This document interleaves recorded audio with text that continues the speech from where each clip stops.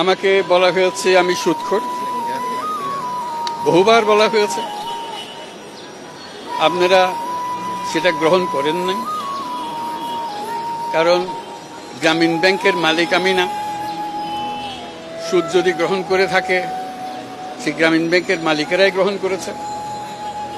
আমি যখন গ্রামীণ ব্যাংক থেকে আমাকে যখন বের করে দেওয়া হয়, তখন গ্রামীণ ব্যাংকের ৯৭% সদস্যের মালিক ছিল, গ্রামীণ ব্যাংকের মালিক ছিলেন তারা। ৯৭% মালিকানা আমাদের সদস্যদের কাছে ছিল। সুদ যদি গ্রহণ করে থাকেন, তারাই গ্রহণ করেছেন। আমি একজন কর্মচারী মাত্র, সেটা আপনারা জানতেন। আমি গ্রামীণ ব্যাংকের মালিক ছিলাম না কখনো। কাজে আপনারা সেটা গ্রহণ করেন না।